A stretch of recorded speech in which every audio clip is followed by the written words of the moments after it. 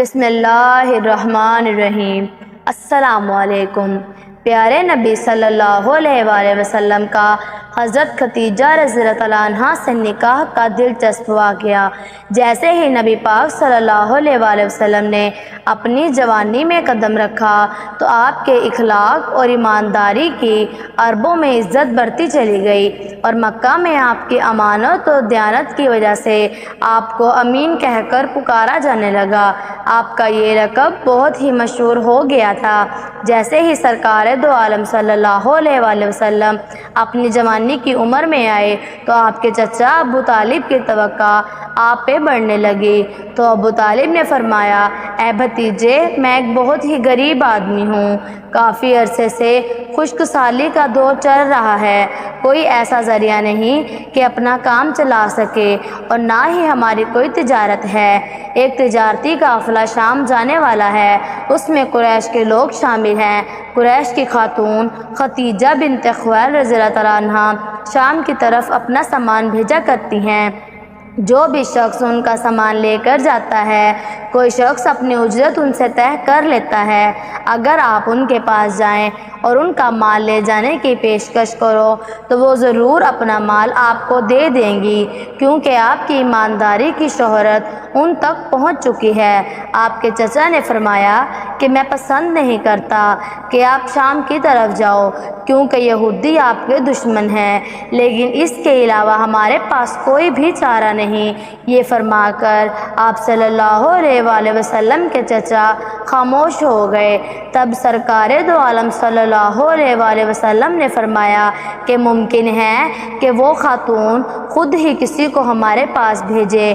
یہ بات سرکار دو عالم صلی اللہ علیہ وآلہ وسلم نے اس لیے کہی کیونکہ اس وقت مکہ میں حضرت خدیجہ رضی اللہ عنہا کو ایک ایماندار شخص کی ضرورت تھی۔ مکہ میں آپ سے زیادہ سمجھدار، قابل اعتماد اور اچھے اخلاق والا اور کوئی نہیں تھا۔ ابو طالب یہ سن کر پریشان ہو گئے اور کہنے لگے، اگر آپ نہ گئے تو وہ اپنا معاملہ کسی اور سے طے کر لیں گی۔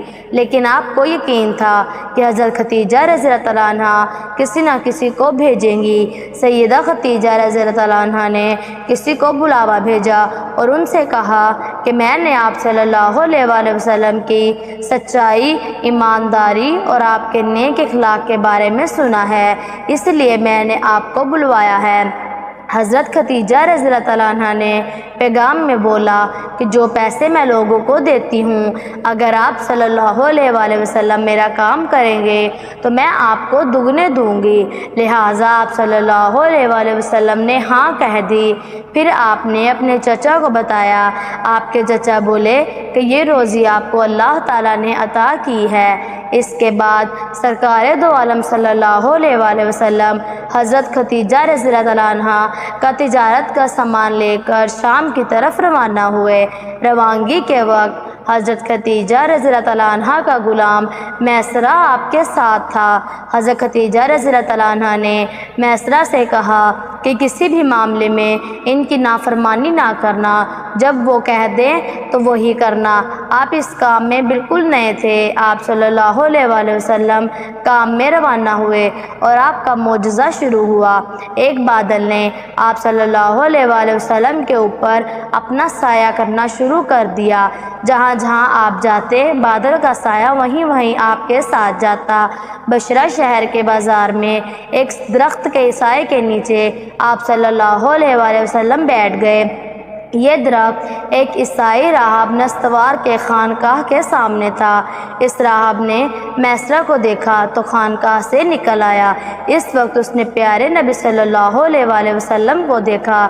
اس نے میسرہ سے پوچھا کہ یہ شخص کون ہے جو شخص اس درخت کے نیچے بیٹھے ہیں؟ میسرہ نے جواب دیا، یہ ایک قریشی شخص ہے، حرم والوں میں سے ہے۔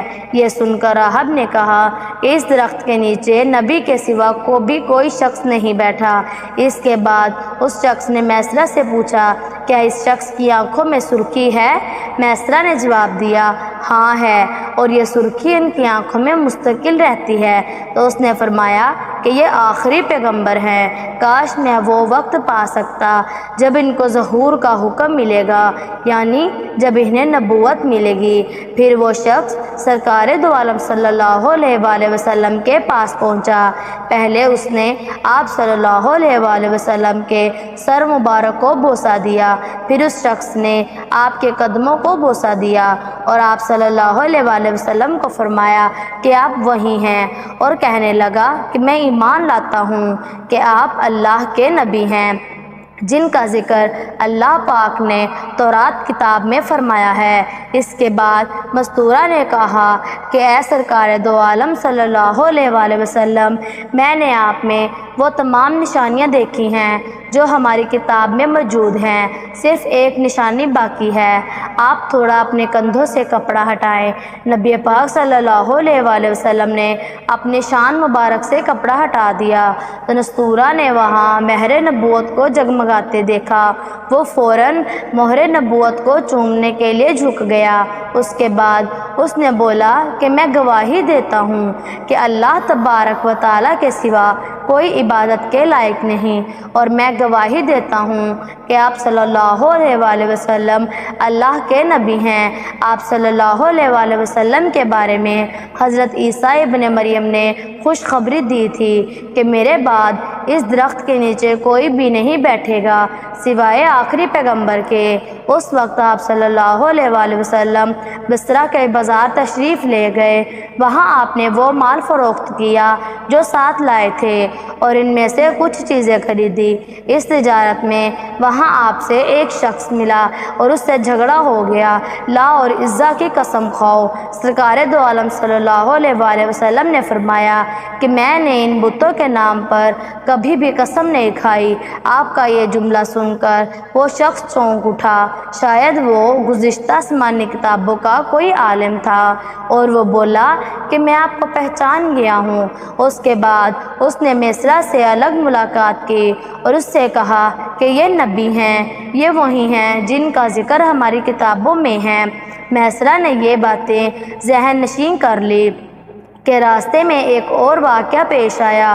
سیدہ خدیجہ رضی اللہ عنہ کے دو اونٹ بہت ہی تھک گئے تھے اور چلنے کے قابل نہ رہے۔ ان کی وجہ سے میسرہ قافلے سے پیچھے رہ گیا۔ حضور پاک صلی اللہ علیہ وآلہ وسلم قافلے کے اگلے حصے میں تھے۔ میسرہ ان اونٹوں کی وجہ سے پریشان ہوا اور دوڑتا ہوا اگلے حصے کی طرف آیا اور اپنی پریشانی آپ صلی اللہ علیہ وآلہ وسلم کو بتائی۔ آپ صلی اللہ علیہ وآلہ وسلم اسی وقت ان دونوں اونٹوں کے پاس تشریف لائے۔ آپ صلی اللہ علیہ وآلہ وسلم نے ان اونٹوں کی کمر پر ہاتھ پھیرا، کچھ پڑھ کر دم کیا۔ ایسا کیا تو اونٹ اس وقت کھڑے ہو گئے اور بالکل ٹھیک ہو گئے۔ اس قدر تیز چلے کہ قافلے کے اگلے حصے میں پہنچ گئے۔ قافلے والوں نے اپنا سامان فروخت کیا۔ اس بار انہیں اتنا نفع ہوا تھا جو پہلے کبھی نہیں ہوا تھا۔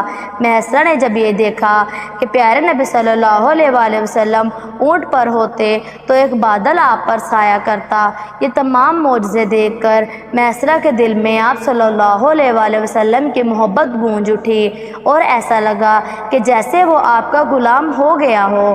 نبی سرکار دو عالم صلی اللہ علیہ وآلہ وسلم قافلے سے پہلے ہی حضرت خدیجہ رضی اللہ عنہ کے گھر پہنچے۔ اس وقت حضرت خدیجہ رضی اللہ عنہ عورتوں کے ساتھ بیٹھی ہوئی تھی۔ اس وقت حضرت خدیجہ رضی اللہ عنہ نے دیکھا کہ آپ پر بادل سایہ کیے ہوئے ہیں، اور دوسری عورتوں نے بھی دیکھا کہ آپ صلی اللہ علیہ وآلہ وسلم پر ایک بدلی نے سایہ کیا ہوا ہے۔ اس کے بعد سرکار دو عالم صلی اللہ علیہ وآلہ وسلم نے تجارت کا سارا خرید و فروخت کا معاملہ حضرت خدیجہ رضی اللہ عنہ کو بتایا۔ اس بار پہلے کی نسبت 2 گنا زیادہ منافع ہوا تھا۔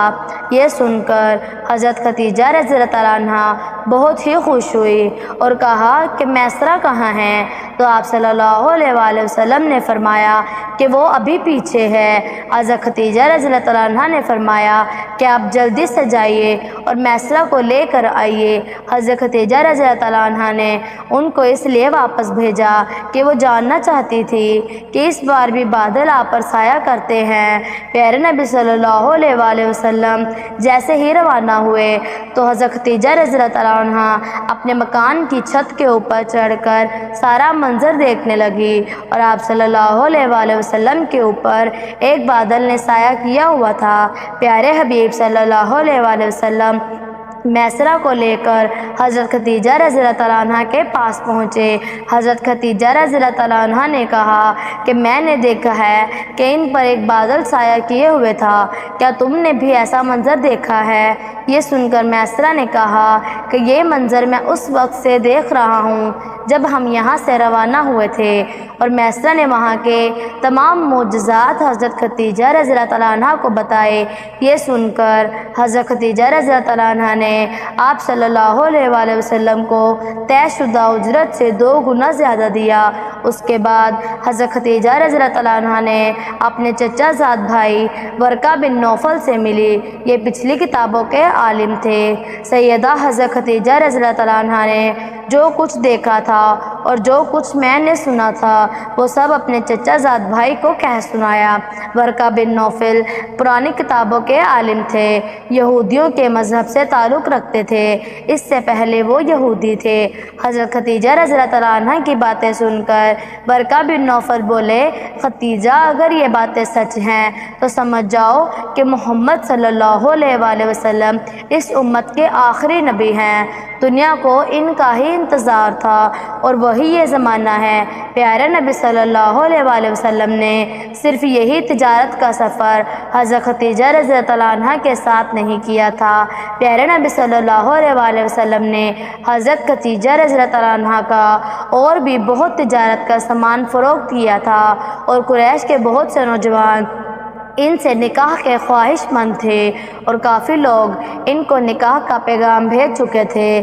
حضرت خدیجہ رضی اللہ تعالیٰ عنہ نے سب کو انکار کر رکھا تھا اور پیارے نبی صلی اللہ علیہ وسلم سے بہت ہی زیادہ متاثر ہو چکی تھی، لہٰذا حضرت خدیجہ رضی اللہ تعالیٰ عنہ نے ایک خاتون جس کا نام نفیسہ تھا ان کو آپ صلی اللہ علیہ وسلم کی خدمت میں بھیجا۔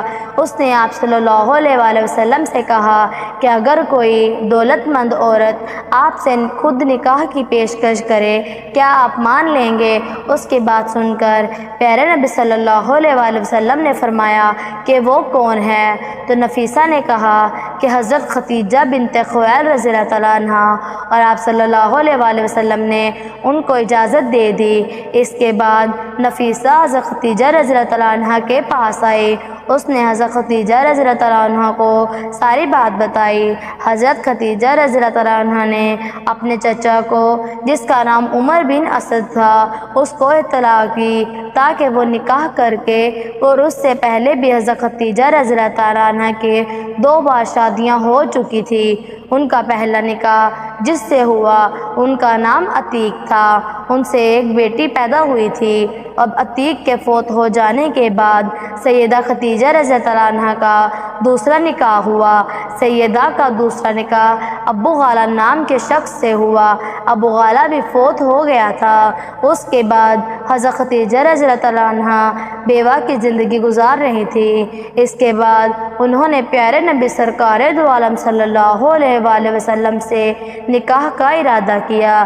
نکاح کے وقت حضرت خدیجہ رضی اللہ عنہ کی عمر 40 سال کے لگ بھگ تھی اور سرکار دو عالم صلی اللہ علیہ وسلم کی عمر 25 سال کے لگ بھگ تھی۔ اس طرح یہ نکاح ہوا۔ پیارے نبی صلی اللہ علیہ وسلم کا یہ سب سے پہلا نکاح تھا۔ ہم امید کرتے ہیں کہ ویڈیو آپ کو اچھی لگی ہوگی اور ہمارے چینل پر اس طرح کی پیاری پیاری ویڈیوز اپلوڈ کی جاتی ہیں۔ چاہیں تو ہمارے چینل کو سبسکرائب کر لیں۔ اللہ تبارک و تعالی آپ کے علم میں اضافہ کرے، آمین۔